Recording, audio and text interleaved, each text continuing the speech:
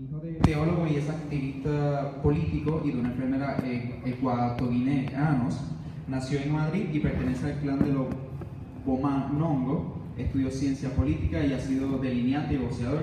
Es autor de la novela Heredarás la Tierra.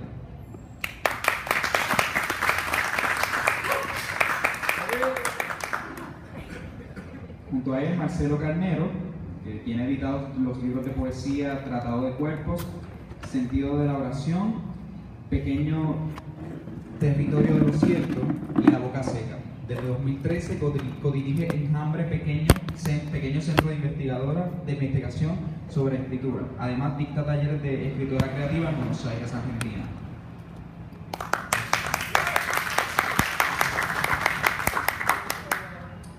Okay. Y finalmente, Pablo Lins.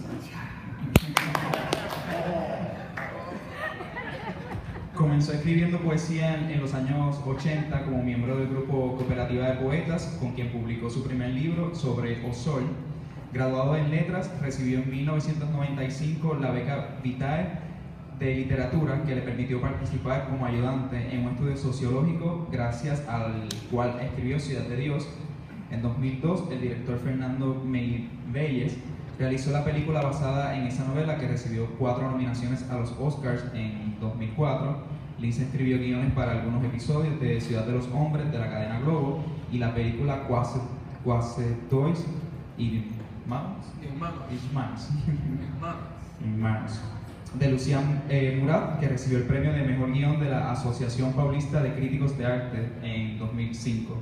En 2012 publicó su segunda novela, Desde que o Samba es Samba, que recrea de forma ficticia la invención de la samba por músicos del barrio Carioca de Estacio en la década de 1920. Un aplauso para Lins.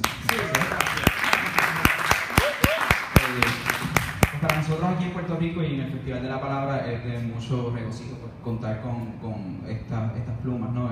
Tanto locales como de hermanos de Hispanoamérica. Y pues nada, nos reunimos para hablar de esto, ¿no? Un mismo planeta, pero a la vez muchos mundos. Y la literatura un poco va y nos presenta esas alternativas. Y me gustaría conversar un poco, o traerles a los escritores que nos narraran un poco de por qué entienden que la literatura es pertinente para esa construcción de diferentes mundos, tomando en consideración pues, la situación que estamos viviendo actualmente en el planeta, ¿no? Seguimos arrastrando luchas, guerras, problemas económicos y demás. Y la literatura nos ubica en estos mundos muchas veces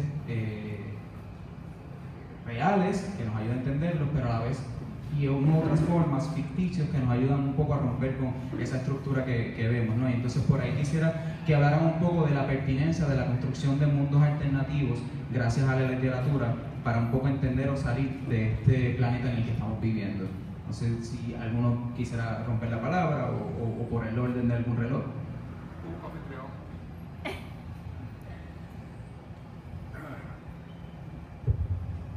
Pues buenas tardes a todos, bienvenidos y bienvenidos a los compañeros del panel.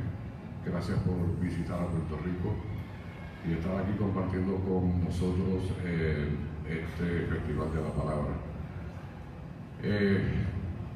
La literatura es creadora de mundos, entonces crea un mundo por cada lector, ¿no? Porque cada lector mira cada obra desde un punto de vista muy propio y entonces la cantidad de mundos a crearse es ilimitada. Eso sucede así con la poesía, sucede con el teatro, sucede en el cine, sucede, diría yo que en todas las artes sucede, inclusive la pintura, o sea, las artes plásticas, es así. Porque la impresión que se lleva quien mira una obra o quien lee una obra literaria es muy propia. Y entonces, pues, en esos términos, esa obra está creando un mundo muy propio, muy particular del lector. para el lector. Así me ha pasado a mí, por ejemplo, con mi primera novela histórica que titulé Mercedes, donde pues cuento la historia, ¿no?, de una muchacha nacida aquí en el viejo San Juan. En aquella época no era viejo, era San Juan. Viejo San Juan vino a ser después. Y entonces es una novela histórica que al leerse se pueden variar las interpretaciones, porque es una novela que cubre no solamente la vida de su protagonista principal, María de las Mercedes Barbudo y Coronado, sino que también cubre el ambiente político y económico que se vivía aquí en San Juan y lo que estaba sucediendo en América del Sur, que eran pues las guerras de independencia bolivarianas. En ese contexto, entonces, pues un venezolano que lee a Mercedes pues puede ver a Mercedes desde otro punto de vista. Una persona nacida aquí en San Juan, cuando ve a Mercedes, la ve caminando por las calles de aquí de San Juan, y entonces pues son mundos totalmente distintos, ¿no? Así es que, en resumidas cuentas, la literatura es capaz de crear mundos distintos en cada uno de nosotros, o nosotros somos capaces de interpretar un mundo distinto mirando una sola obra.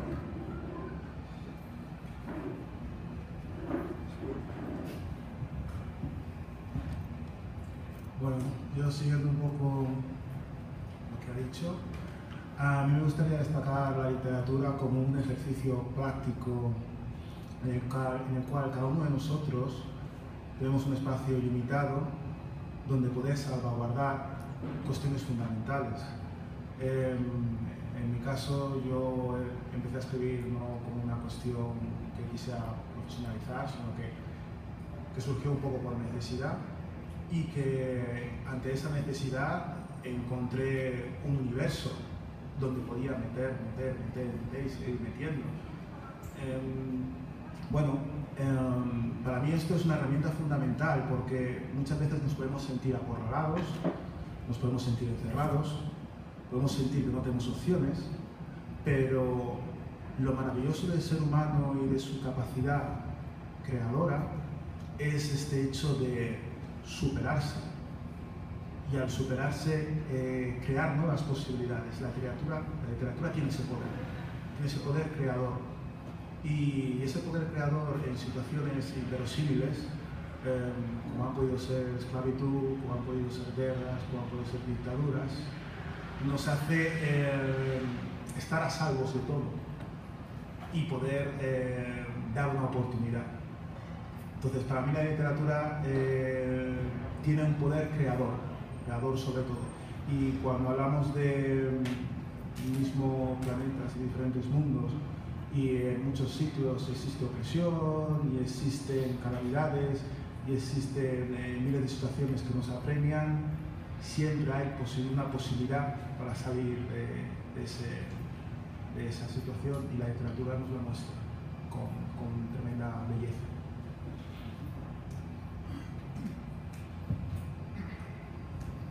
Buenas tardes. Bueno, siguiendo un poco con lo que decían acá los compañeros, en mi caso particular, yo vengo de Buenos Aires, de un barrio que se llama La Boca, que es un barrio muy especial, tiene características muy especiales, ¿no? Fue un barrio construido por inmigrantes europeos al fines del siglo XIX, y esas construcciones que se llaman conventillos en Buenos Aires son construcciones muy especiales, ¿no? O sea, generan una identidad muy fuerte para la gente que nace y que vive ahí. A mí me costó muchísimo salir de ahí hacia lo que era el mundo, ¿no? Siempre me sentí muy extranjero de todo. Primero porque empecé a hacer un traslado de ese lugar hacia otras realidades, porque son lugares que tienen una realidad muy propia. Y después me sentía como una especie de limbo donde era extranjero de un lado y del otro, ¿no? Nunca sentía que llegaba a ninguna situación. Me parece que la idea de la posibilidad de lo distinto es una idea que siempre está tratándose de romper por parte de las instituciones que generan poder, ¿no? A mí me parece que hay que todo el tiempo marcar las diferencias. Somos diferentes, no existe la igualdad, no hay posibilidad de igualdad, digamos, ¿no? O sea, y me parece que esa diferencia es riquísima, digamos, no es una cosa mala ni muerta, más bien es la vitalidad de las personas, digamos, ¿no? A mí lo que me permitió la literatura fue encontrar una forma de generar un circuito donde tenía que transitar mi interior, digamos, con el resto del mundo, digamos, ¿no? Cuando uno habla de situaciones tan generales como el mundo, digamos, ¿no? Como si fuera algo posible, a mí me parece que no, que cada persona es un mundo en sí misma y que nada, tanto la literatura como el arte o como el cine, como mencionaba acá, me parece que son lugares que dejan que la vitalidad de la diferencia exista, digamos. Así que eso me parece importante.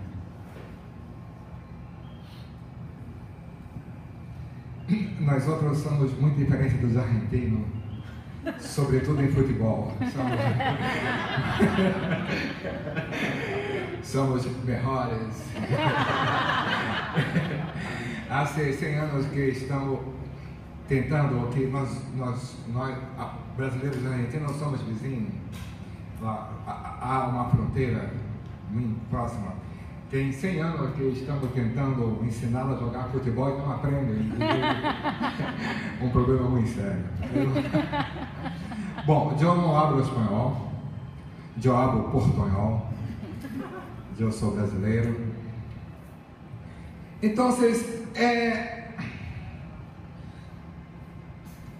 somos diferentes, sim, todos nós, mas temos muita coisa em comum, que é o que nos une. Nos une com as pessoas de agora, do passado, de milhões de anos atrás, porque somos seres humanos. Fazemos história. Deixamos as coisas escritas. Quando eu leio Shakespeare, quando eu leio Petrarca, quando eu leio qualquer escritor do século passado, de 4 séculos, quando eu leio os filósofos, eu sinto o sentimento deles. E a literatura existe para isso. A arte existe para isso. E é por isso que somos seres humanos. Porque fazer cocô, fazer xixi, comer e reproduzir, a vaca também faz. O perro também faz. O gato também faz. Mas só há literatura quando um escreve e o outro lê. Então, não existe mundo distinto. Existem situações distintas. Quando eu li Petrarca, renascentista, eu me emocionei. Li escritores do século passado, de 2 séculos atrás, do começo, os filósofos. Nós somos aristotélicos, somos Aristóteles, está presente aqui. Seguimos ele. Escreveu 400 anos antes de Cristo. Há igrejas em toda a América do Sul, em toda a América Latina, seguindo a Bíblia.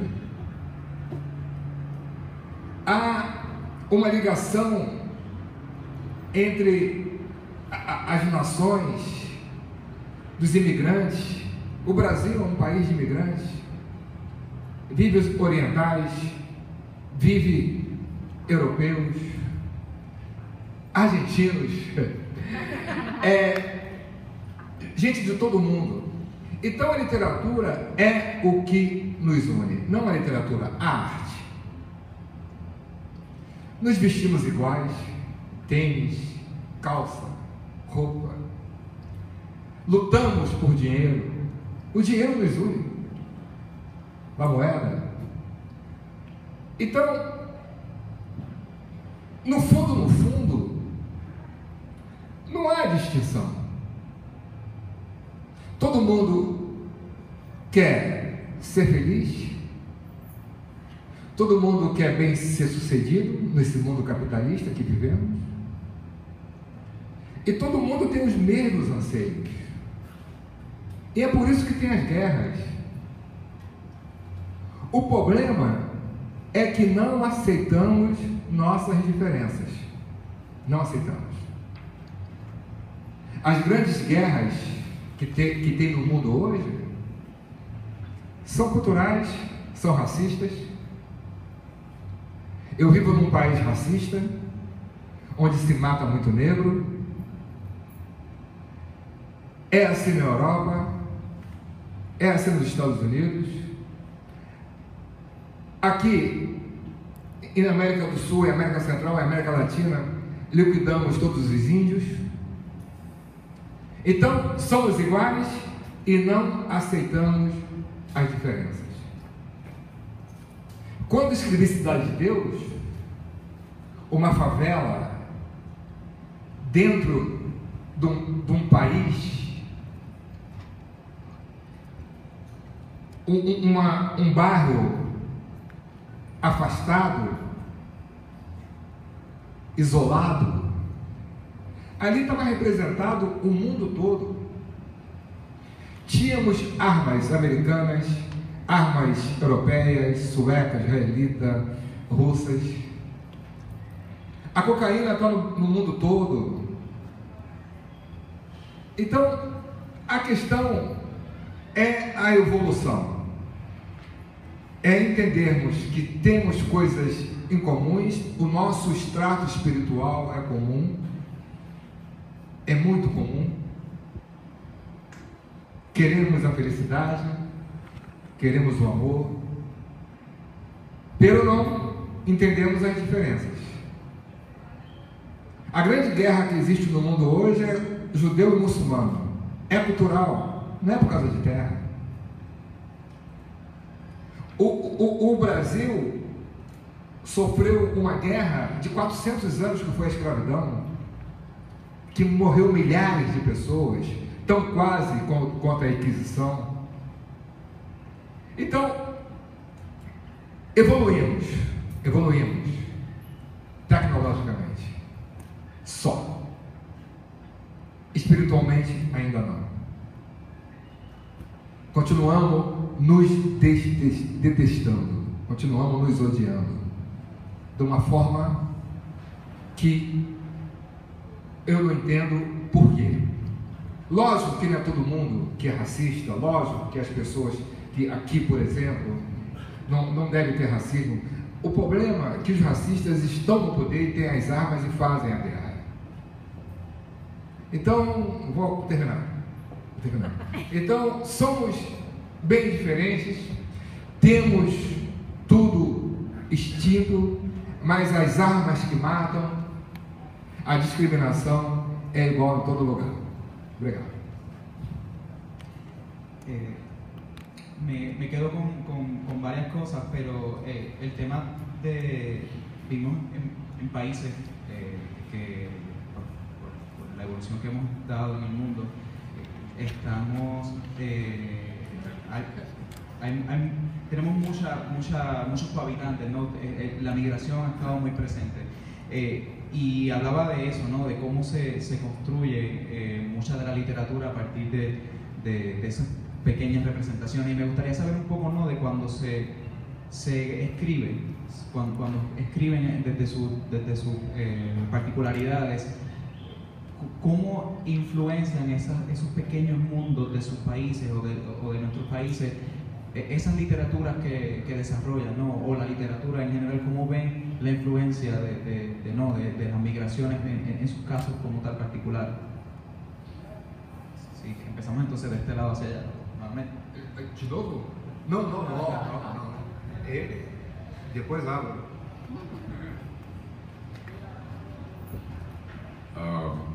¿Cómo influyen las migraciones en la literatura? Pues todo depende del tema que uno quiera tocar, ¿no? Si uno quiere trabajar el tema sobre uno de los si uno quisiera trabajar un tema universal como el amor, la felicidad, la muerte, pues yo no le veo yo no veo una migración o inmigración influyendo en eso, ¿no? Uno tendría que irse a los casos particulares, la narrativa particular. Una de las formas en que uno puede trabajar ese tipo de contexto es laborando con la novela histórica, por ejemplo. La novela histórica, pues, en su interior puede contener momentos de trascendencia, donde muy bien puede ser una ola migratoria. Digamos, por ejemplo, hasta cuentos históricos también pueden caer ahí, no solamente la novela. Digamos, yo tengo un cuento escrito sobre la migración judía en los tiempos de Moisés, que no tiene nada que ver ni con Moisés ni con la inmigración, tiene que ver con los caballos. Es un libro que se llama Equus Rex, que lo dedique a la narración de cuentos cortos sobre caballos y caballistas, y miré el uso que se le dio al caballo en esa migración judía de Egipto hacia la tierra prometida por parte de los judíos, el cruce del Mar Rojo, etc., ¿no? Y en esos términos, pues sí, obviamente, ¿por qué? Pues porque la migración ahí es un dato histórico con el que había que trabajar, pero el dato histórico te obliga en ese sentido, ¿no? Y al obligarte, pues entonces pierde la importancia que con tu pregunta le quieres dar, ¿no? Que muy bien la puede tener, obviamente, pero en el caso de ese cuento mío no, porque sencillamente la migración no es el tema principal, o es el momento histórico concreto, claro, pero no es el tema, no es la carne del cuento. Así que las grandes migraciones que se han dado en el mundo a través de la historia, hasta llegar a las migraciones que se están dando actualmente de los refugiados de Siria y de estos países que están en guerra y demás, pues son acontecimientos históricos que muy bien caben dentro de una literatura histórica. Tenemos también otro ejemplo en los años de 1946-47, la inmigración judía, donde judíos de todas partes del mundo se fueron a concentrar en lo que hoy día es Israel. O sea, y tenemos entonces ahí para dar un ejemplo, pues la novela de León Uris, que se titula Éxodo, ¿no? Así que, y Éxodo era como se llamaba el barco donde se transportaban a estos judíos. O sea que las migraciones sí pueden influir en la literatura, pero más en la literatura histórica que en cualquier otro tipo de literatura. No veo la inmigración influyendo, por ejemplo, pues, en la poesía. No la veo influyendo en la narrativa novelesca. No la veo en el ensayo, a menos de que sea el tema principal, ¿no? Puede ser el tema principal de un poema, puede ser el principal de un ensayo o de una novela, pero influir como tal, como hecho histórico, por sí sola, pues de verdad que no la veo, no la veo.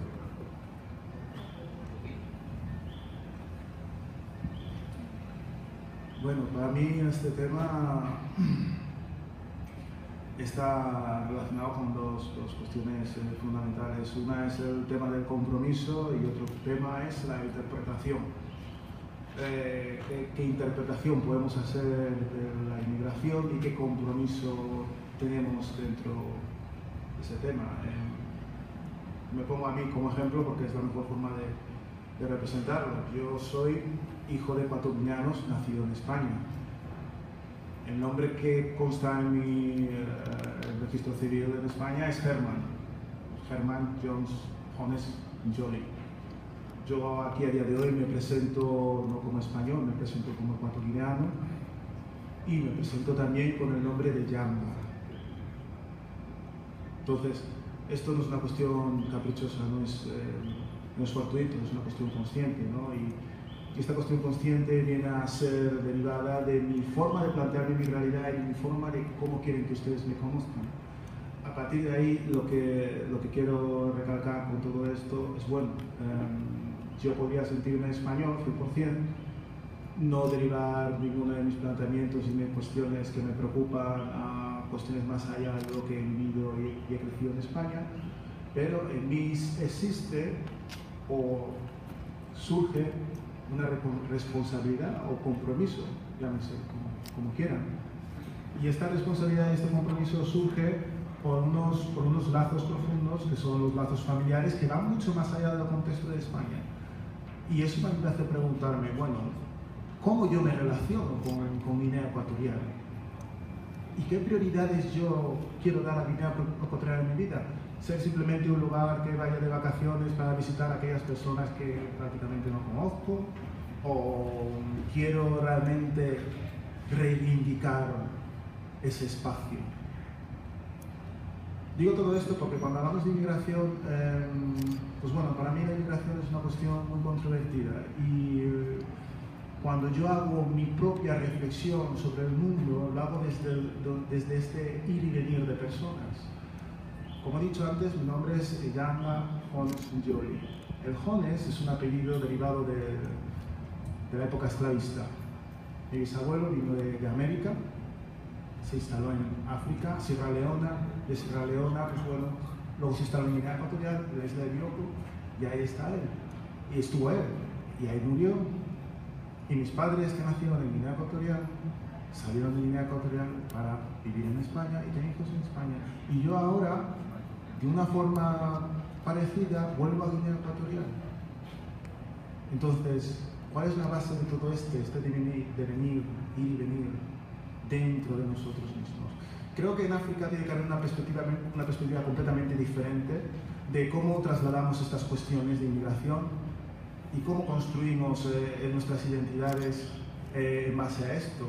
Porque yo asimilo la inmigración como una cuestión natural, que ha estado siempre ahí en el mundo y la cual a veces nos sentimos forzados unos más que otros. Lo que no es del todo natural es que generaciones y generaciones de personas vivan y estén en el mismo país. Eso es una cosa, pues yo creo que es excepcional, esa es mi opinión. Y a la hora de construir los estados y las naciones, pues esto se ve como una cuestión que siempre ha sido así, pero no ha sido así. Los estados han sido muy permeables hasta hace muy poco. Muy permeables. Las fronteras han sido muy permeables. Y solo la interpretación que se hace del poder y cómo este poder se asume y se manifiesta y se ve como algo completamente legítimo, hace que veamos la inmigración como algo lejano, desde mi punto de vista.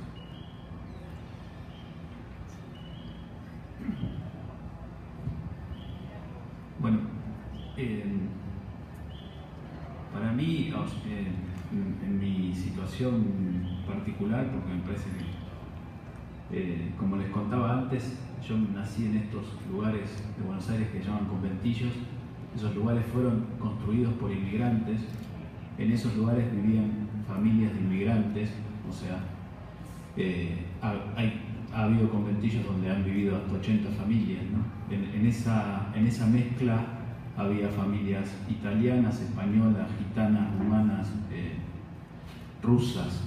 Entonces, mi relación en ese sentido con la inmigración es una relación directa, ¿no? Y a mí siempre me parece que hay algo de esa música de lenguajes que se hablaban en los conventillos donde yo me crié, ¿no? Esa mezcla de lenguajes, del italiano, el gitano, el rumano, el ruso, el armenio. Yo sentía que la gente no terminaba nunca como de construir un idioma, era como si hablara a retazos, digamos, ¿no? Como, eso parecía que funcionaba todo el tiempo como una especie de laboratorio lingüístico, ¿no? Porque las construcciones idiomáticas ahí eran muy flexibles. Yo creo que eso a la hora de escribir ha incidido en mí de una forma tremenda. No siento que pudiera ser la misma persona o mi escritura pudiera ser igual si yo no hubiese pasado por esa experiencia, digamos, ¿no? Así que a mí me atraviesa esa experiencia, me atraviesa completamente y creo que de alguna forma, digamos, cada vez que yo trato de sentarme a escribir, cada vez que estoy trabajando con un texto, trato de volver a esa música, ¿no? A esa música de mi infancia, que estaba construida por todos esos idiomas, ¿no? Así que no puedo como pensarlo como que no tiene una incidencia, digamos, ¿no? O sea, por otro lado, me parece que sí, que es la situación del mundo en el siglo XXI, la situación de las migraciones, digamos, los movimientos migratorios, seguramente están generando espacios, digamos, de discusión, de reflexión, de controversia, de ruptura, de apertura, y eso para mí tiene incidencia directa en la literatura, digamos, y en tantas otras cosas más.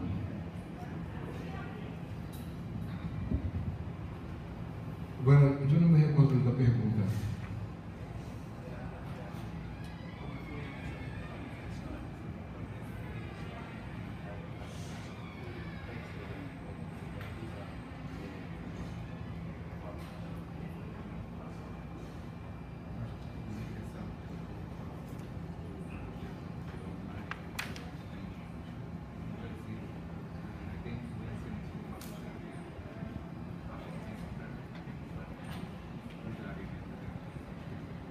Bom, eu escrevo em português.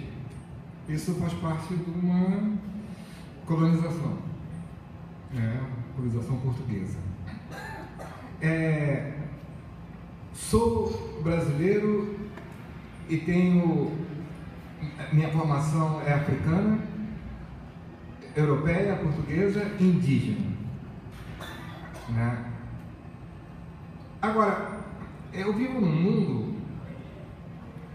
que,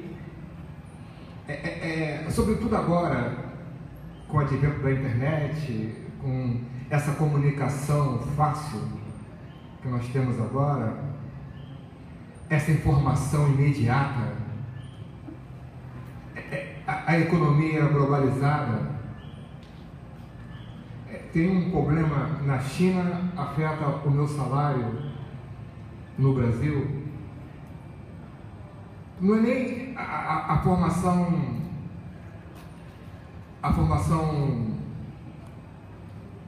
da minha construção de identidade, porque eu sou brasileiro e tem muitos italianos, tem muitos alemães, tem muito portugueses, lógico, mas eu nunca me misturei com eles.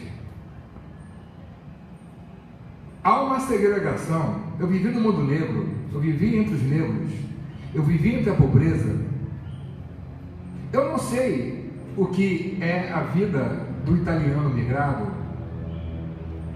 Nunca tive comunicação com eles, a não ser pelas coisas impostas arbitrariamente e de modo forçado, a religião, a língua, que foi coisas forçadas, coisas de imigrante, de colonizador. Mas eu não tenho nenhum convívio com os italianos que moram em São Paulo. Não convivo. Nunca convivi. Há uma separação muito grande entre as raças, entre ricos e pobres. Os pobres no Brasil são negros e índios. Não há mistura. A mistura se dá através dos livros, dos ensinamentos,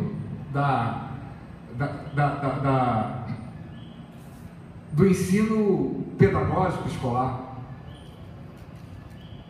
Então, toda a influência que eu tive dos imigrantes foi imposta à força. Eu falo português porque eu sou obrigado. Fui obrigado, aprendi assim. Os portugueses, durante séculos, obrigaram a gente a ser católico. Não podia ter religião africana, de origem africana no Brasil, até hoje é perseguida. Então, toda essa relação de mundo que a gente convive, ao mesmo tempo, é separada. Um espanhol branco não é igual a um espanhol negro, filho de imigrante, não é. Na Espanha, ele não é tratado como homem de primeira classe, é tratado como homem de segunda classe porque é negro, porque é filho de... não é europeu. No mundo todo é assim. Então, quando eu escrevo, eu não estou pensando nas pessoas do tempo de agora. Eu estou pensando daqui a 200 anos, 300 anos. É isso que eu penso, eu não escrevo. O maior respeito que eu tenho pelo público, pelo leitor, é não pensar nele. Não quero ensinar nada, não quero passar nada, nenhum sentimento. Eu só quero dialogar com a literatura e dialogar com o ser humano que vai vir. Porque se eu passo, Paulo Lins, se eu passar no lugar rico de São Paulo, onde moram os brancos italianos, a polícia vai me parar e vai me prender. Sempre foi assim. Então, toda a minha formação que eu tenho pelos imigrantes foi forçada, foi à força, foi violenta, foi uma coisa que eu repudio até hoje.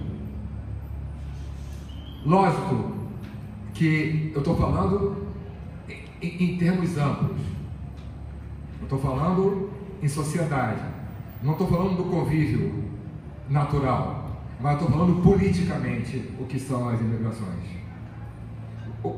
Por exemplo, a vida do imigrante na Europa é uma tristeza.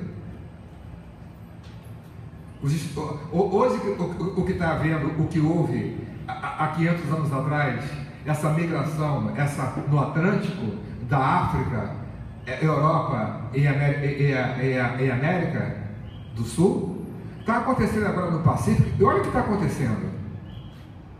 Nós temos hoje o Estado Islâmico, nós temos hoje violência no mundo todo. A Europa não está feliz, a França não está feliz, a Alemanha não está feliz. Nós vivemos em guerra até hoje. Olha como são tratados os imigrantes africanos na Europa, não querem receber. A gente vive em guerra, não existe amor soberano. Por la misma línea y un poco hablando de algo que traía Jaime, y es el tema de la literatura cuando tiene ese factor histórico, ¿no? Y esas construcciones, por ejemplo, que saldrán ahora de estas narrativas que se están construyendo a partir de estos movimientos migratorios que mencionaba. Entonces, y pregunto, cuando se trabaja así esta literatura a partir de lo histórico, no hay, o no se limita un poco el escritor a tener que suscribirse a estos datos tan fidedignamente, a diferencia quizás de cuando se construye un mundo a partir de la ficción. Entonces, no sé si...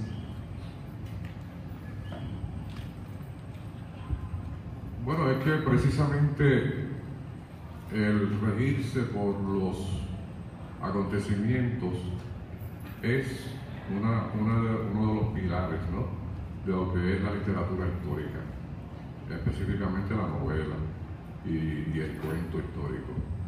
Así que el escritor no se puede separar del dato histórico. Por ejemplo, pues no podemos decir que Puerto Rico fue descubierto en el 1952, porque eso es un dato histórico falso. El autor tiene que mantenerse y respaldar hasta donde sea posible el dato histórico verídico. No se puede separar de ahí, no se puede quitar de ahí, no se puede inventar otra fecha, ni otro lugar, ni otro acontecimiento que tenga que ver con el contenido histórico de la obra que está produciendo. Es decir que obviamente entre un momento y otro pues hay un espacio. Estos espacios existen, son espacios desconocidos, y esos espacios son los que el autor utiliza para echar a correr su imaginación y ficcionar, darle la ficción novelesca que necesita su obra. Vuelvo a mencionar el ejemplo de Mercedes, donde yo tenía a mi disposición un estudio biográfico de María de las Mercedes Barbudo y Coronado, escrito por la profesora Raquel Rivera de la Universidad de Puerto Rico en Bayamón. Tenía ese estudio biográfico de Mercedes, pero ahí no estaban todos los datos, no podían estar todos los datos, sino sería pues una biografía, y entonces pues no sería lo mismo. Este estudio biográfico como tal pues tenía unos espacios vacíos que no estaban conectados, no necesariamente conectaban uno con el otro. Entonces ahí es donde entra la creatividad del escritor a conectar esos datos, a llenar esos espacios, a añadir un diálogo que nadie sabe si existió o no, pero hay que darle hay que crear ese puente, ¿no?, entre una cosa y la otra, entre un dato histórico y el próximo. Y así es como se desarrolla, por lo menos en el caso de Mercedes, porque hay otra forma de hacerlo, pero en el caso de Mercedes, así es como se desarrolla la trama. Antes de pasar el micrófono al compañero de mi derecha, quería mencionar un dato sobre la cuestión de la pregunta anterior, la cosa esta de la emigración. Nosotros aquí en Puerto Rico, hay más puertorriqueños fuera de Puerto Rico que en Puerto Rico.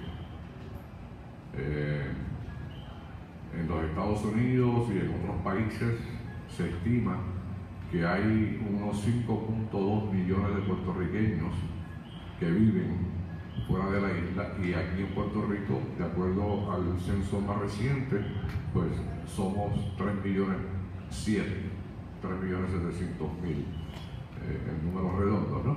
O sea que hay más puertorriqueños viviendo fuera de Puerto Rico que los puertorriqueños que vivimos aquí en Puerto Rico. Hay una emigración, se ha emigrado más por cuestiones económicas y políticas que por ninguna otra razón. Ahora mismo, hace un par de semanas atrás, y esto para el consumo de los compañeros que nos visitan, aquí se estimó que de Puerto Rico se habían marchado unos 64, o se marchaban 64,000 personas mensuales. A ese ritmo nos vamos a quedar sin población en la isla. Y no solamente eso, que la gente que emigra es la gente joven. O sea que los que nos quedamos vamos a ser pocos y viejos. Entonces tenemos un problema ahí grandísimo en términos políticos, en términos sociales, incluyendo la cuestión económica y las cosas de salud y todo lo demás. Y eso es un tema que los escritores puertorriqueños pueden tomar, ¿no?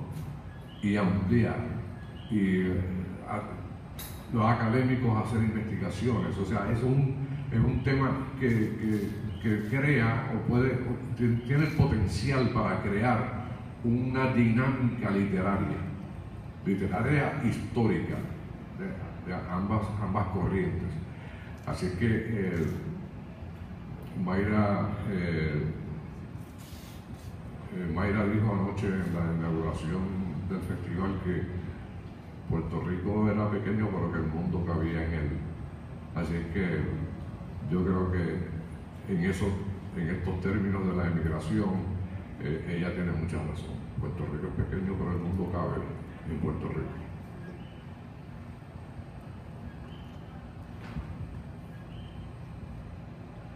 Bueno, para mí el tema de lo histórico es una cosa controvertida, porque primero tendría que plantearme si lo que sé de la historia es cierto, ¿no? Entonces, a la hora de interpretar y hacer cualquier tipo de historia en la cual quiero ceñirme a una serie de datos, tengo que plantearme si esos datos son ciertos.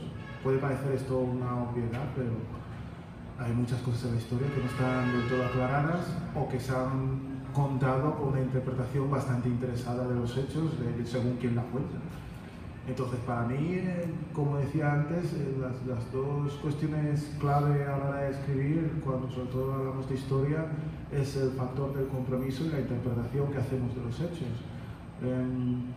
Por ejemplo, en el cine hay ejemplos muy palpables, ¿no? Cuando antiguamente se hacían películas de Cleopatra o de egipcios, todos eran blancos, cosa que bueno, es bastante discutible, por no decir que no es cierto.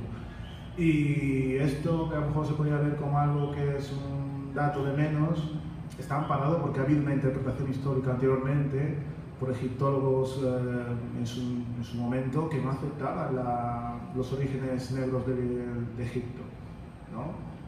Entonces, a partir de ahí, a partir de esa justificación, esa interpretación, hay un precedente y se da pie a creer en ciertas cosas que no son ciertas y a darle pábulo y lo que es más, a no dar importancia a que eso es una falacia. Entonces, para mí el tema histórico pues se encierra pues, cuestiones muy principales, que es el tema del reto de comprometerte y luego plantear una alternativa, una interpretación. A día de hoy, pues bueno, el tema histórico parece que está como que no se pone en duda lo que vivimos todos los días, pero el matiz clave que yo creo que encierra un gran poder de balancear de un lado a otro las cosas o el devenir de los hechos, es esta interpretación. ¿Quién hace esa interpretación? ¿Para quién hace esa interpretación? Y nosotros, bueno, yo personalmente como escritor, al servicio de estos elementos, ¿cómo me posiciono? ¿A quién quiero servir? ¿A quién quiero facilitar esta interpretación? Y si me interesa, ¿no? Es una cuestión bastante fácil de no sé, de dejarse llevar, no hacer ningún tipo de esfuerzo, simplemente contar una historia en un contexto dado sin tampoco dar muchos datos, ¿no? Pero bueno, yo en mi experiencia, por ejemplo, cuando yo empecé a escribir, he escrito solo una novela, pero las 20 primeras páginas de esa novela encierran el periplo histórico del pueblo el cual provienen mis padres. Son las 20 primeras páginas que encierran su historia. Y cuando yo se lo di a un corrector para para corregirlo, me dijo que lo quitara. Que quitara esas 20 hojas, que no daban agilidad al texto. Y que lo importante de esa historia eran los dos personajes que estaban enamorados y se querían, y que eso daba igual. Entonces, esto para mí es una cuestión fundamental, a lo mejor donde no puedes ver esas diferencias.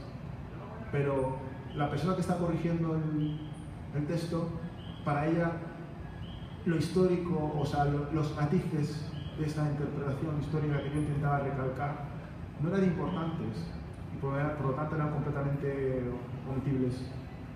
Y cuando haces una interpretación histórica y quieres dar esos pequeños matices que marcan la diferencia de lo que uno puede ser o es, o de lo que en su momento se ocultó, hay que luchar contra todo un mundo que te está diciendo que no. Y eso es complicado. Eso es desde mi punto de vista.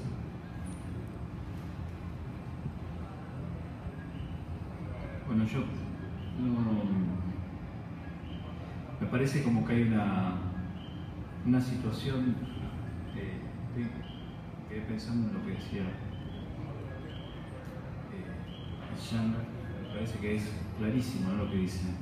Antes de empezar la charla estábamos hablando de una situación que yo estaba comentando con respecto a cosas que tienen que ver con la historia, ¿no? En Argentina, por ejemplo, en el siglo XIX se hizo una campaña que se llamó la campaña del desierto, que se hizo para conquistar el supuesto desierto que era la Patagonia, cuando ese desierto estaba lleno de tribus, ¿no?, autóctonas y aborígenes. Entonces, la historia por lo general siempre la escriben los que ganan, digamos, o sea, que son siempre los mismos, más o menos. A mí me interesa pensar que la literatura es la posibilidad de contar las cosas desde el otro lado, digamos, ¿no?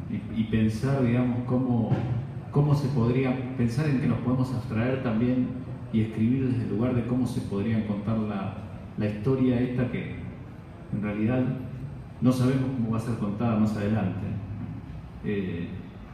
Me parece que hay un montón de categorías de poder como la historia o como el lenguaje o como un montón de cosas que es necesario empezar a romper, ¿no? Por eso vuelvo de nuevo al tema de las diferencias del principio.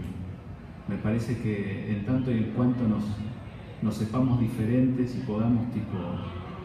podamos elaborar desde nuestra diferencia una mirada del mundo y de la historia, vamos a poder construir eso, vitalidad, que a mí me parece tan necesario, ¿no? En un mundo que todo el tiempo parece que nos está pidiendo que no seamos vitales, ¿no?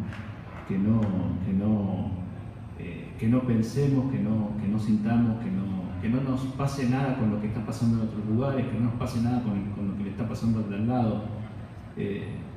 No sé, eso es lo que pienso. Bom, eu concordo com todos os três. Acho que eu entendo o que estou falando. Eu não sabia que hablava tão bem espanhol.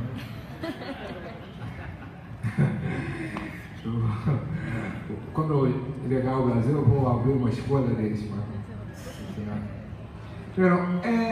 Eu fiz 2 livros históricos, Cidade de Deus e Descrição da Samba. E são livros que foram feitos a partir de pesquisa histórica muito forte, numa equipe, numa faculdade de antropologia, com sociólogos, historiadores, para, através de documentação. A história oficial, a história científica é feita através de documentos. Só se entende como história aquilo que conseguimos provar. Bom, acontece que a história oficial do Brasil, ela começou a ser recontada há 100 anos atrás, quando o negro começa a estudar.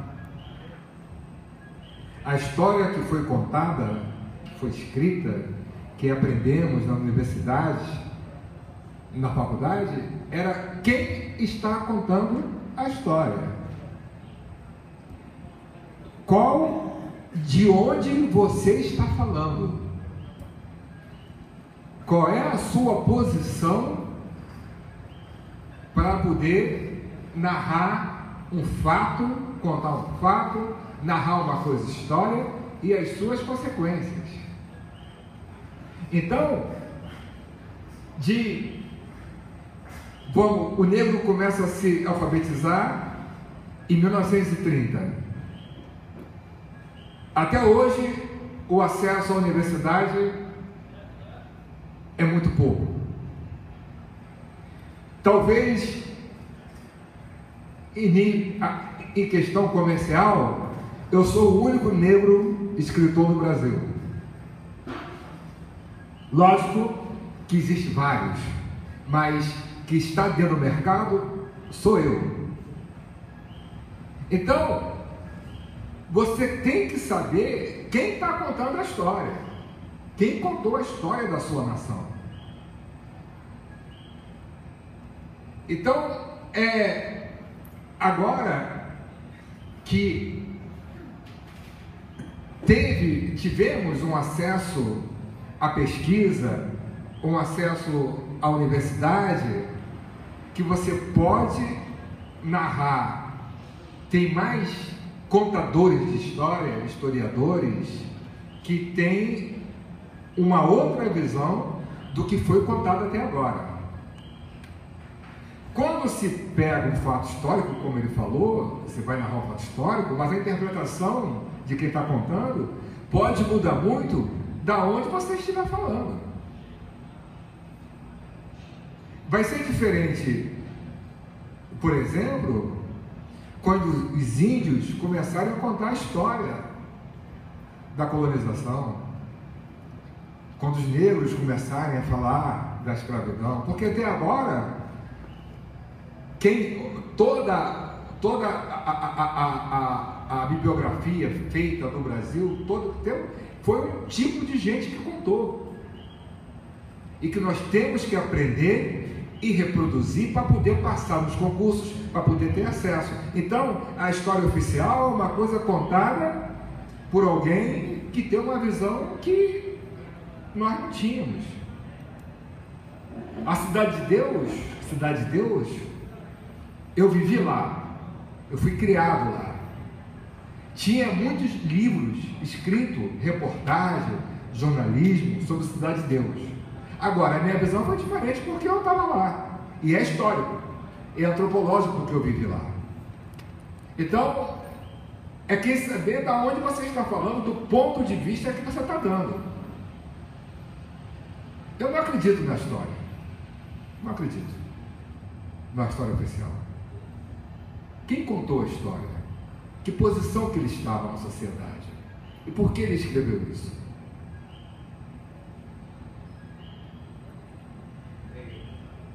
Esa línea de quién contó la historia oficial, ¿no? Y de pronto, pues, la uno con lo que comentaba Marcelo de que la historia la escriben los que ganan, ¿no?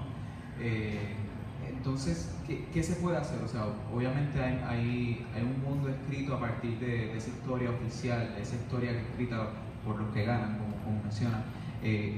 Y a la vez hay muchos jóvenes interesados por la literatura y que quizás exploran más la ficción y demás. ¿Cómo entonces se puede explorar o cómo se puede desarrollar una contraliteratura que cuestione y que siga cuestionando, porque ya lo existe, que siga cuestionando esa oficialidad, esos mundos oficiales construídos a partir de los que ganaron, ¿no? Como menciona. Eu só quero saber uma coisa, eu acredito muito mais na literatura do que na história oficial. Acredito muito mais nos escritores do que... Sim, um livro dele histórico, para mim, é muito mais importante do que a história oficial.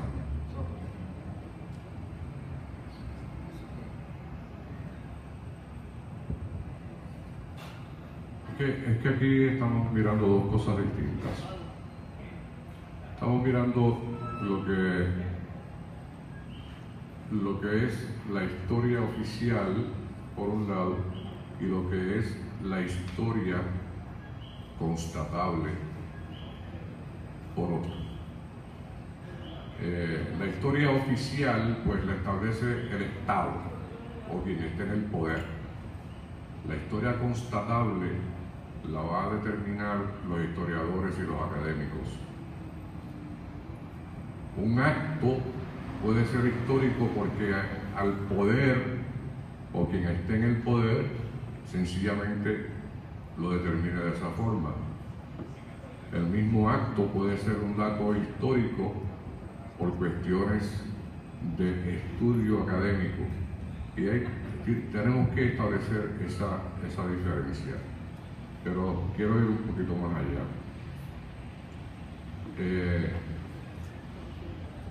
La cuestión de que quien gana es quien escribe la historia es una forma muy, ¿cómo te diría? Pues sin querer ofender a nadie. Es una forma sencilla, ¿no? de ver la cosa. Sí, y es cierto, quien está en el poder tiene el poder para escribir la historia como a él le dé la gana. Un ejemplo sencillo, bueno, si Alemania hubiese ganado la Segunda Guerra Mundial, aquí en Puerto Rico estaríamos hablando alemán, no estaríamos hablando español, y en muchas otras partes del mundo. Así que quien escribe, o sea, quien gana, el ganador, pero estamos hablando ya de conflictos bélicos y de conflictos que pueden llevar a un desenvolvimiento físico violento. Quien gana ahí definitivamente va a escribir como va a tener la oportunidad y los medios para escribir lo que le dé la gana escribir. Pero cuando te metes en la cuestión académica, eso conlleva, y es a lo que quiero llegar, investigación. No se puede escribir una obra literaria de tipo histórico si no se ha investigado. Por eso, vuelvo a mi novela Mercedes. En las últimas páginas está dedicada a una bibliografía.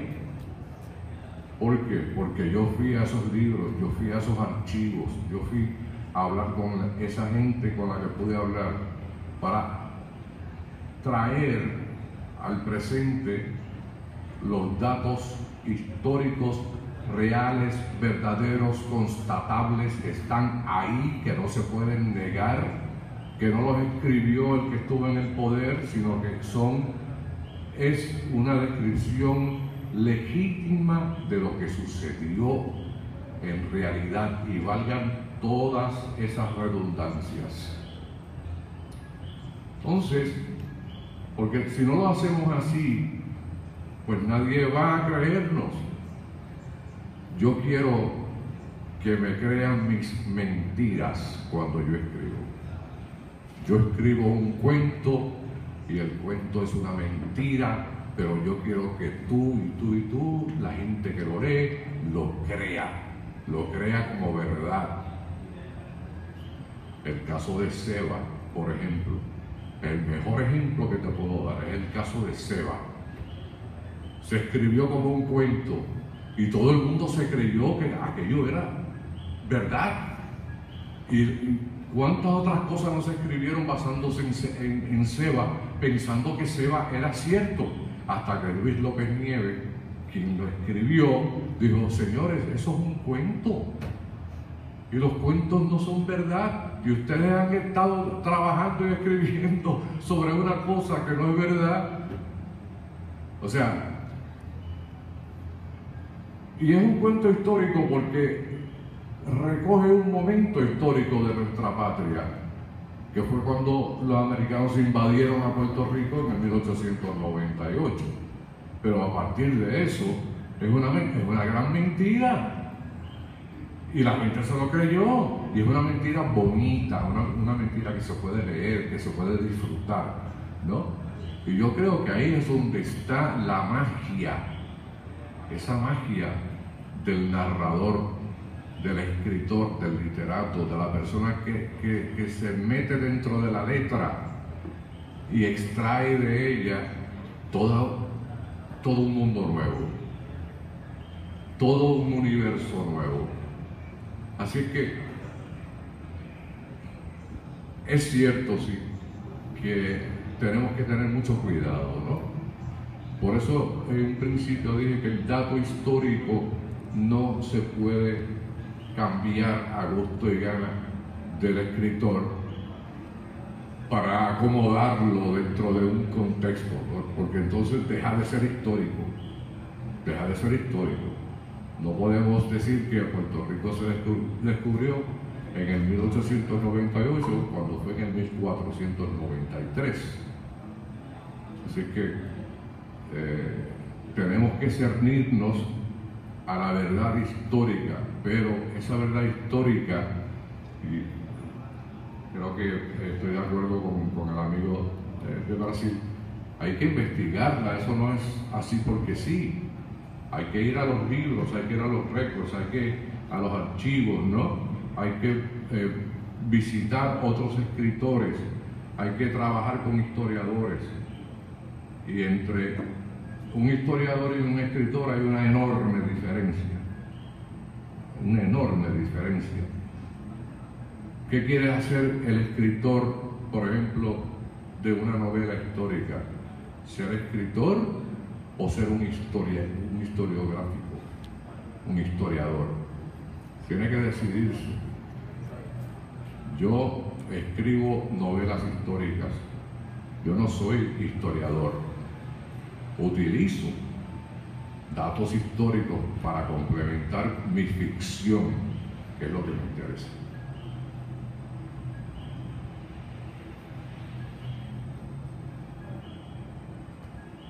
Bueno, hay muchas cosas que decir acerca de la historia. Aparte de decir que la historia es la que escriben quienes lo ganan, que yo también estoy de acuerdo,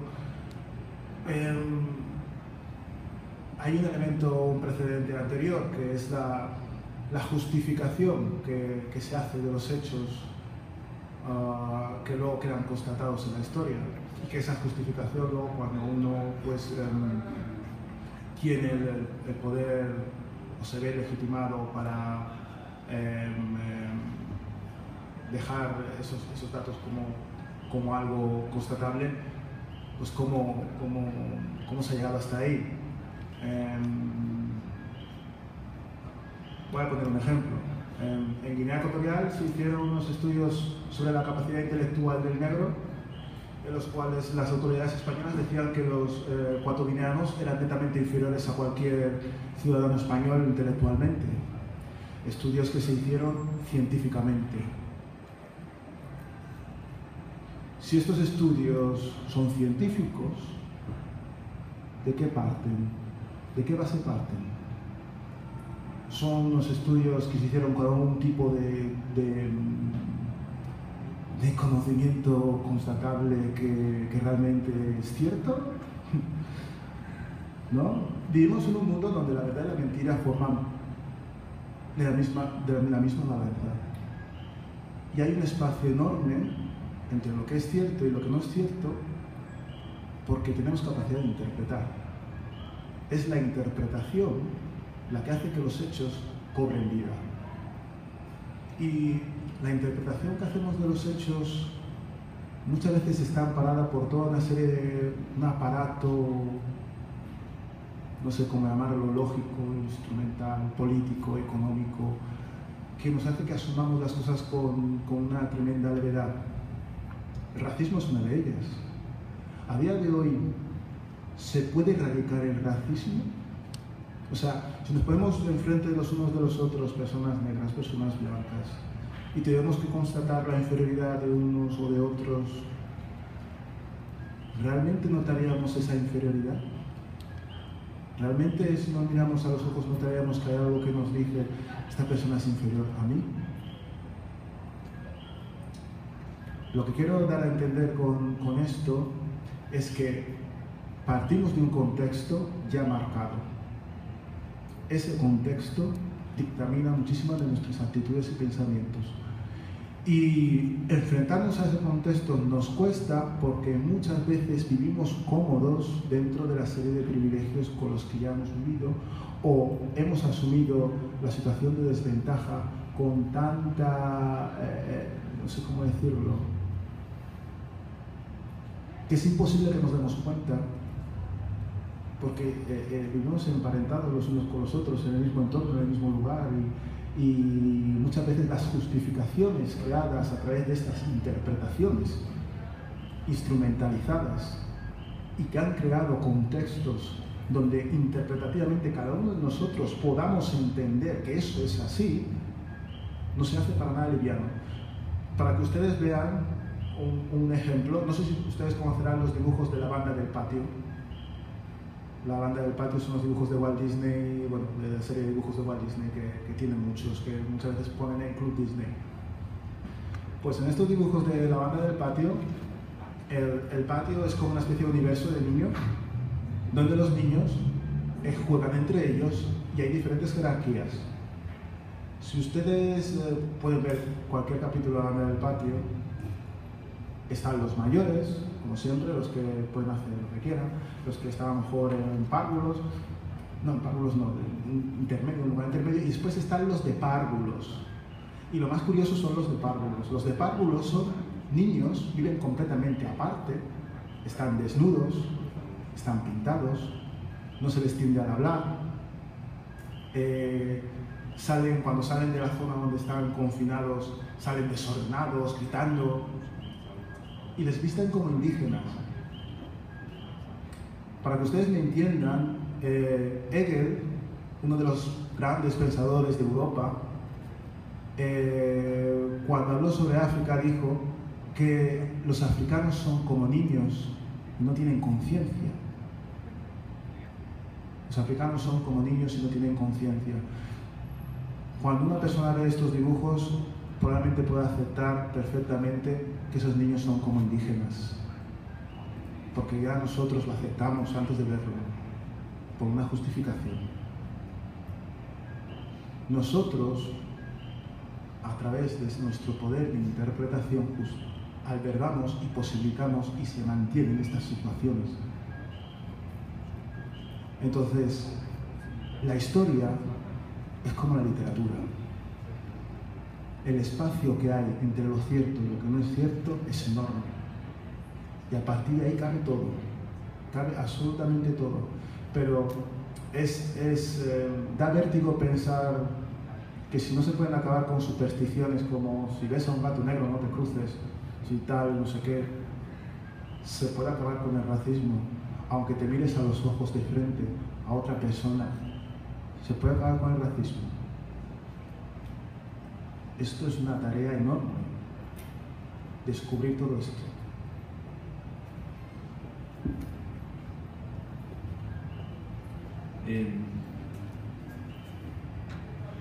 Me quedo pensando en algunas cosas. De alguna manera, bueno, quería decir esto de la historia vendría a ser, o la historia que conocemos, digamos, vendría a ser la ficción del Estado. A mí no me resulta demasiado interesante igual el dato histórico, digo, en ese sentido. Me parece que con respecto a la literatura, vuelvo a decir, me da la sensación de que es la posibilidad que yo tengo de reformular ciertas situaciones. No le encuentro otro sentido a la escritura, digamos. Después, me parece que el escritor también es un investigador, me parece que de otra forma, digamos. Pero bueno, yo tampoco nunca escribí una novela histórica, así que no tengo la menor idea de qué será eso. Me da la sensación de que sí, el escritor tiene que tener el compromiso, como decía Changa, de tomar una postura, ¿no? Ahora, me parece que esa postura no es inocente ni es una postura limpia, ¿no? O sea, las interpretaciones, las lecturas, los documentos, las cosas que uno va a encontrarse, también son lecturas de lecturas de lecturas de lecturas, digamos, ¿no? A mí me da la sensación de que lo que nos llega siempre es algo que está mediado por lo que conviene que nos llegue. Entonces, no soy muy optimista con algunas cosas. Es como algunas situaciones que veo en Argentina con respecto a lo político, ¿no? Que en realidad parecieran problemas más bien económicos que políticos, ¿no? Entonces, a veces siento que se quieren solucionar cosas con formas que no son las que convienen, o en realidad son las que le convienen a los estatutos de poder. A mí me da la sensación de que la literatura tiene que ir a romper esa ficción, digamos, esa ficción instalada, quebrarla, romperla, filtrarla, porque me parece que la única forma en todo este gran lío de idas, de vueltas, de lecturas y relecturas es la imaginación, digamos. Eso.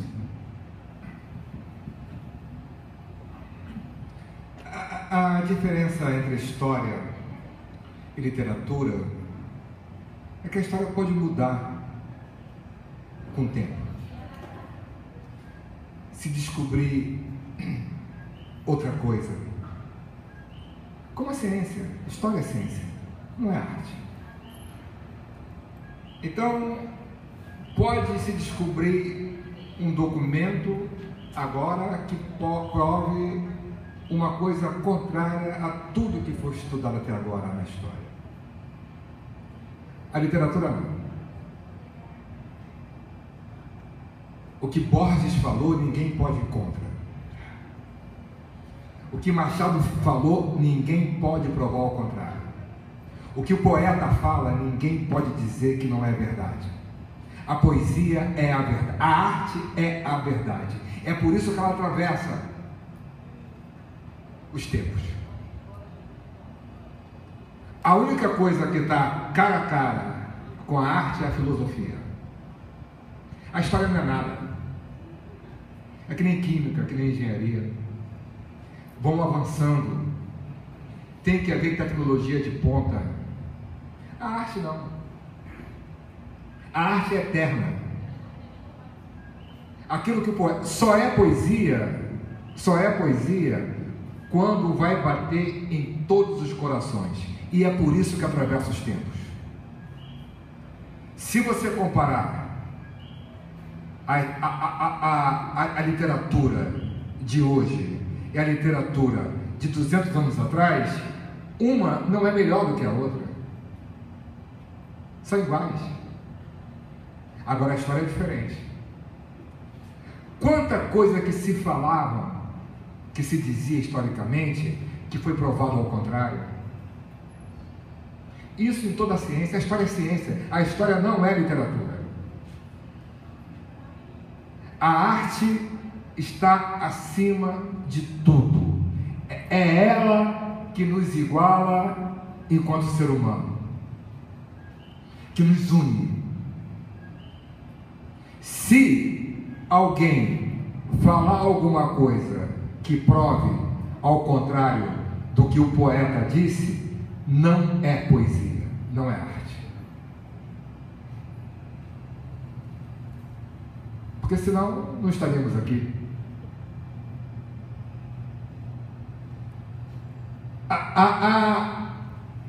A ciência se desmonta a toda hora. Por isso que a tecnologia de ponta, por isso que a investigação. A arte não. Fernando Pessoa é Fernando Pessoa. Pode mudar. Assim, olha, vamos lá. Tudo no mundo é substituível. Tudo substituível. Tudo. Menos a arte e a religião para os povos.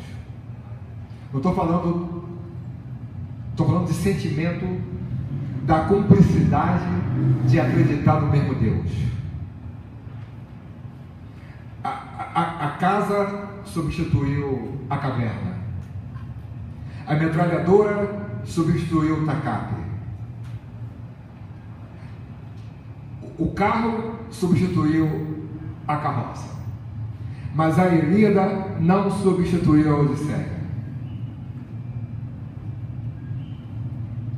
Fernando Pessoa não foi substituído por Borges, ou Machado de Assis, ou qualquer poeta. Cada um tem o seu lugar na interpretação no nosso coração. Assim como Deus não vai substituir Oxalá, não vai substituir Alá, não vai substituir Buda. São insubstituíveis. A história é uma coisa contada por quem não esteve lá. É mentira. A arte não. A arte é verdade. E é por isso que quando você lê uma coisa escrita há 50 anos, há 100 anos, você consegue se emocionar. Porque é verdade. Se você não se emocionar, não é arte. A arte, como diz Edgar Arpaldi, é a antena da raça, é a antena do mundo. Então a história não tem nada a ver. Bueno, ya casi estamos sobre la hora, no sé si alguno quiera reaccionar a las palabras finales, no sé si alguien más tiene que decir.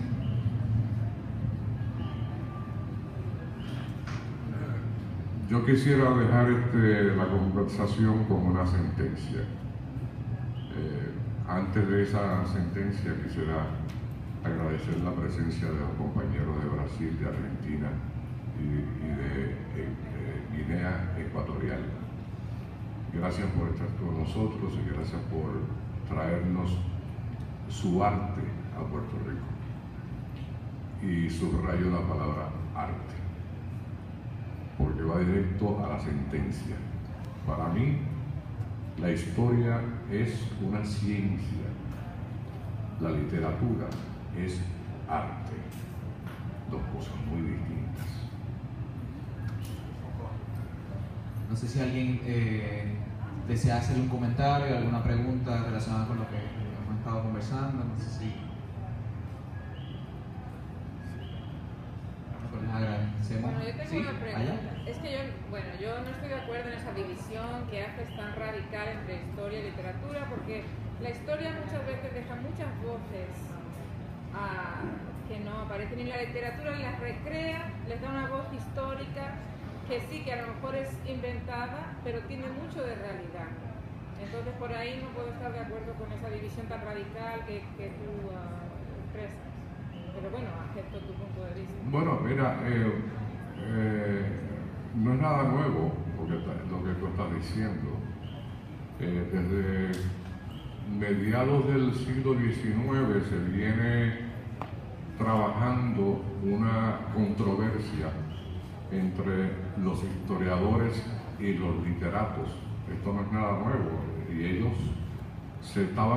tenían una controversia, pero pesada, bien pesada, hasta que los historiadores se tuvieron que retirar porque tuvieron que reconocer que la historia era una ciencia y no un arte. Así que la división está ahí, no la pongo yo, no, está pero, por ahí. ejemplo, la voz de Njenga, o sea, la familia de él ha vivido la historia desde, le han contado sus padres, y ahora él expresa en su obra su voz. Su voz es válida y es verdad. No, definitivamente. Es parte de la historia. Bueno, sí, tiene su cosa histórica y es parte de su narrativa. Y eso es indudable, está ahí, está escrito, ¿no? Él lo escribió. Pero catalogarlo es distinto, ¿no? O sea, no podemos catalogarlo quizás como una novela histórica, porque primero yo no la he leído, yo no conozco el contenido de su obra, así que no sabría cómo catalogarla. Yo te puedo hablar de mis trabajos, y de esos, donde mis trabajos son esencialmente históricos, es una narración histórica, una novela histórica, y como novela tiene su parte de ficción, si no fuera novela. Así que O sea, en la controversia que tú estableces con esa diferencia, está ahí, estuvo ahí y va a estar ahí un buen rato. Deixa eu apurar uma coisa. A história como ciência precisa de comprovação e pesquisa. A literatura precisa de sentimento. Essa é a diferença. A única diferença é essa. A história é como antropologia, é como engenharia, é como medicina. Precisa de pesquisa laboratorial e de comprovação. A literatura não. A literatura como verdade tem que sentir no coração. É essa a diferença. Y creo que aquí lo que se está hablando es una cuestión de como el tipo, género de la literatura que estamos hablando. Usted está hablando específicamente sobre la literatura histórica, ¿no? Y entonces ahí es que está formando una idea de qué se puede incluir en ese género y qué tipo de literatura no se puede incluir, ¿no? Pero yo estoy pensando también cómo es que otros tipos de literatura, otros géneros, tal vez como estaba hablando sobre la literatura de Inyengo, puede aportar algo que puede cambiar como pensamos en la literatura como historia, especialmente en los contextos de países que están bajo dictadura, bajo diferentes tipos de opresión, en la cual la historia no se cuenta. Las historias que se cuentan son las historias oficiales, las cuales omiten mucho de la violencia y mucho de las cosas terribles que ocurren. Y entonces ahí es que entran estas voces para dar un espacio para poder dialogar y expresar al mundo lo que está sucediendo. Y entonces creo que en esa idea del género de la historia, de la ficción que es historia ficción, o la novela histórica, sé que entiendo este contexto, pero creo que lo que se está hablando es como abrir más allá de esa idea, ¿no? Y creo que hay una generación de escritores que están abriendo más esta área para pensar más en cómo es que la novela, la ficción puede también ser historia en los contextos en la cual la historia no se puede contar. A ficção como história, ela não vai narrar os fatos como foi. Ela vai colocar, como ele faz, como todos nós hoje fazemos, é colocar os sentimentos daquela época. Né? Colocar os sentimentos. Agora, a relação que você faz, por exemplo, fazer história debaixo de ditadura é uma coisa totalmente diferente. Como fazer qualquer coisa debaixo de ditadura vai ser diferente. Sim. Agora, quando você vai, né, não necessariamente o próprio historiador pode rever a história, não precisa ser poeta, não precisa ser escritor. O próprio historiador, ele pode refazer a história, porque na época os historiadores não poderiam falar sobre isso. É isso que você está falando, pode rever, pode contar de outro ponto, mas aí também vai ser ciência. Agora, quando ele faz uma novela histórica, lógico que ele vai trabalhar com identificação. Quando ele se propõe a fazer uma novela histórica, ele vai trabalhar, estou falando muito rápido que eu estou um pouco... Não, eu entendo. Quando vai trabalhar a fazer uma novela histórica, ele vai ter esse compromisso histórico. Agora, o sentimento é ele que vai dar. Esse sentimento que vai atravessar os séculos. Mas o que eu estou falando é que a gente tem que entender também que qual é a pessoa que está escrevendo essa história. Então, no contexto dos Estados Unidos, se fala, se escreve uma história do Porto Rico, dos Estados Unidos, dos negros, do ponto de vista de um branco. Então, se o escritor somente vai ver a história oficial, vai perder tudo. Mas, então, isso é o que estou falando. Então, aí ya, se me fue por cañón. Entonces, no, pero tenemos gente que están, tú sabes, soy profesora, ¿no? Entonces somos profesores jóvenes que estamos también viendo la literatura, la sociología y la historia todos juntos, ¿no? Entonces estamos tratando de... Porque hay una complementación. Sí, entonces no Sim, solamente... então comprova o que eu estou falando. A história você pode rever. a literatura no. Ajá, exacto, exacto. Bueno, les agradezco a todos por estar aquí, les agradezco nuevamente por la visita y por compartirnos. Un fuerte aplauso para todos.